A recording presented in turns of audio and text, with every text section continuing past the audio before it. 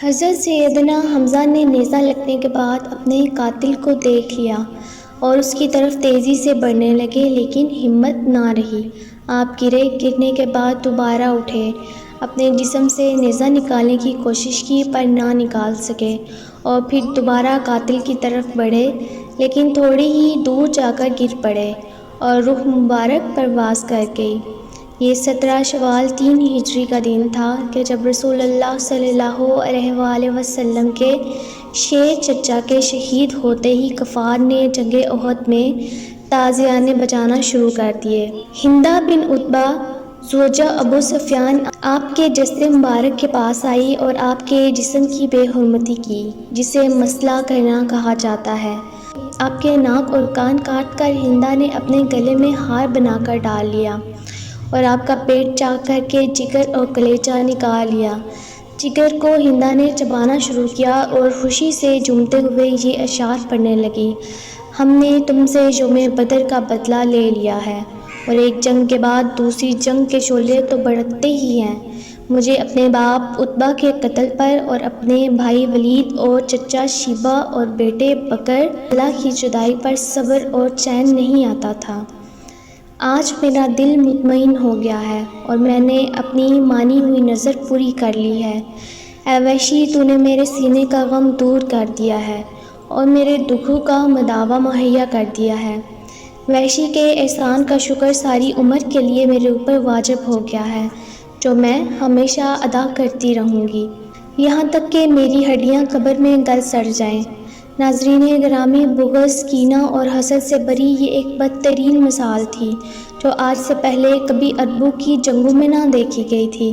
جنگ ختم ہوئی تو حضرت صلی اللہ علیہ وآلہ وسلم کو بتایا گیا کہ آپ کے چچا شہید ہو گئے ہیں۔ آپ تشریف لائے تو دیکھا کہ چچا کی لاش کے ٹکڑے میدان میں بکھرے پڑے ہیں۔ آپ صلی اللہ علیہ وآلہ وسلم کی آنکھوں سے آنسو چھلک پڑے، غموں کے آنسو کی ایسی جھڑی لگی کہ تمام صحابہ بھی رونے لگ پڑے۔ آپ نے اپنے چچا کے ٹکڑے اکٹھے کرنے کا حکم دیا۔ آپ نے اپنے پیارے شہید چچا کے جسد مبارک سے مخاطب ہو کر فرمایا: اللہ کی رحمت تمہارے اوپر سایہ فگن ہو۔ تم رشتہ داروں کا بہت خیال رکھتے تھے اور ہر کار خیر میں سبقت دے جاتے تھے۔ اگر مجھے صفیہ کے غم و رنج کا خیال نہ ہوتا تو میں تمہارے جسم کے ٹکڑے یوں ہی میدان میں چھوڑ دیتا تاکہ انہیں درندے اور پرندے کھا جائیں اور تم قیامت کے دن انہی کے پیٹ سے اٹھائے جاؤ۔ خدا کی قسم، میں تمہارے بدلے میں کفار کے 70 آدمیوں کا مسئلہ کروں گا۔ اندازہ کیجئے کہ کیسا بڑا غم ہوگا کہ جو رحمت العالمین ہیں وہ قسم کھا رہے ہیں کہ کفار کے 70 آدمیوں کی لاشوں کا حال بالکل ایسا ہی کریں گے جیسا انہوں نے حضرت حمزہ کی لاش کا کیا۔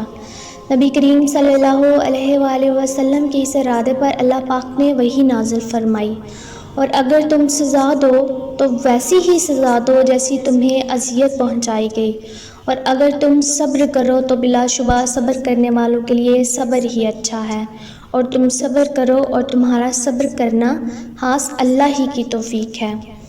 امام ابن کثیر اور امام قرطبی اپنی تفسیروں میں لکھتے ہیں کہ اس آیت کے نزول کے بعد حضور اکرم صلی اللہ علیہ وآلہ وسلم نے اپنا یہ ارادہ ترک فرما دیا اور پھر قسم کا کفارہ ادا فرمایا۔ یہی نہیں بلکہ آپ صلی اللہ علیہ وآلہ وسلم نے اپنے صحابہ کرام کو سختی سے اس بات سے منع کر دیا کہ لاش کے ٹکڑے کرنے ہرگز جائز نہیں ہے، یہاں تک کہ کسی کتے کی لاش کے ٹکڑے کرنا بھی جائز نہیں ہے۔ آپ صلی اللہ علیہ وآلہ وسلم کا دل بہت ہی غم زدہ تھا۔ اس موقع پر اللہ تعالیٰ نے آپ صلی اللہ علیہ وآلہ وسلم کو ہمت اور حوصلہ دیا تھا۔ آپ صلی اللہ علیہ وآلہ وسلم نے فرمایا کہ مجھے حضرت جبرائیل علیہ السلام نے خوشخبری سنائی ہے کہ حضرت حمزہ بن عبد المطلب کو 7 آسمانوں پر جنت فردوس میں اللہ تعالیٰ اور اس کے رسول صلی اللہ علیہ وآلہ وسلم کا شعر لکھ دیا گیا ہے۔ حضرت حمزہ رضی اللہ تعالیٰ عنہ کی بہن حضرت صفیہ رضی اللہ تعالیٰ عنہا نے جب جنگ کی خبر سنی تو وہ مدینے سے جنگ احد کے مقام کی طرف روانہ ہوئیں، تو حضرت محمد صلی اللہ علیہ وآلہ وسلم نے اپنی پھوپھی کے بیٹے حضرت زبیر کو حکم دیا، پھوپھی کو جنگ کے میدان سے دور ہی رہنے دیں اور ان کو مدینہ واپس لے چلیں۔ جب وہ اپنے بھائی حضرت حمزہ کی لاش کو دیکھیں گی تو ان سے برداشت نہیں ہوگا۔ جب ان سے ان کے بیٹے نے کہا تو حضرت صفیہ رضی اللہ تعالیٰ عنہا نے فرمایا کہ میں بھائی کے شہید ہونے کی خبر سن چکی ہوں۔ میں جانتی ہوں کہ اللہ تعالیٰ کے ہاں یہ قربانی بہت ہی مقبول ہوئی ہے۔ میں جاہلیت کے طور طریقوں سے خوب واقف ہوں۔ میں مشرکین کی طرح بینڈ ڈال کر نہیں رہوں گی۔ حضرت محمد صلی اللہ علیہ وآلہ وسلم نے ان کو جنگ احد کے میدان میں آنے کی اجازت دے دی۔ جب انہوں نے اپنے بھائی کے جسم کے ٹکڑے دیکھے تو آنکھوں سے آنسو کا دریا بہہ نکلا، لیکن بار بار حضرت صفیہ کی زبان سے انا للہ و انا الیہ راجعون ہی نکلا تھا۔ اس کے بعد حضرت صفیہ نے اپنے دونوں ہاتھوں کو بلند کرتے ہوئے دعا کی، اے اللہ تعالیٰ، یہ قربانی تیری راہ پر دی گئی ہے، تو ہی اس کو قبول کرنے والا ہے۔ اس کے بعد حضرت محمد صلی اللہ علیہ وآلہ وسلم نے اپنی پھوپھی کو حکم دیا کہ پھوپھی جان، آپ مدینے میں واپس چلے جائیں۔ تو حضرت صفیہ رضی اللہ تعالیٰ عنہ مدینے میں ہی واپس آ گئی تھیں۔ حضرت حمزہ رضی اللہ تعالیٰ عنہ کے جسم کے ٹکڑوں کو اکٹھا کر کے کفن پہنا کر جنازے کے لیے رکھ دیا تھا۔ حضرت صفیہ رضی اللہ تعالیٰ عنہ نے اپنے بیٹے زبیر کو میدان احد سے جاتے ہوئے 2 چادریں دیتے ہوئے فرمایا کہ اپنے ماموں کے جسم کو اس میں ڈھانپ لینا۔ حضرت زبیر رضی اللہ تعالیٰ عنہ نے دیکھا کہ ایک انصاری صحابی شہید ہو گئے تھے۔ انہوں نے دیکھا کہ ان کے جسم پر جو لباس تھا وہ اتر گیا تھا۔ انہوں نے ایک چادر سے اپنے ماموں کو کفن دیا اور دوسری چادر سے اس انصاری کو کفن دے دیا تھا۔ اب جب جنازے پڑھائے گئے تو اس کے متعلق 2 طرح کی روایات ہیں۔ پہلی روایت تو یہ ہے کہ نبی کریم صلی اللہ علیہ وآلہ وسلم نے سب سے پہلے اپنے چچا کا جنازہ پڑھایا اور اس کے بعد ایک ایک کر کے تمام صحابہ کے جسم مبارک سامنے رکھ کر جنازے پڑھائے گئے، لیکن حضرت حمزہ کا جسم مبارک سامنے سے حضور اکرم صلی اللہ علیہ وآلہ وسلم نے نہ اٹھانے دیا۔ چونکہ حضرت حمزہ کو ملا کر کل 70 شہید ہوئے تھے، اس لیے حضرت حمزہ پر 70 بار نماز جنازہ پڑھی گئی۔ دوسری روایت ابن ماجہ کی حدیث نمبر 1502 ہے، جس میں حضرت ابن عباس رضی اللہ تعالیٰ عنہ فرماتے ہیں کہ غزوہ احد کے روز شہداء کو رسول اللہ صلی اللہ علیہ وآلہ وسلم کے پاس لایا گیا۔ آپ صلی اللہ علیہ وآلہ وسلم نے 10 شہداء پر جنازہ پڑھنا شروع کیا اور حضرت حمزہ چون کے توں رکھے رہے اور باقی شہداء اٹھا لیے جاتے، لیکن حضرت حمزہ کو نہ اٹھایا جاتا۔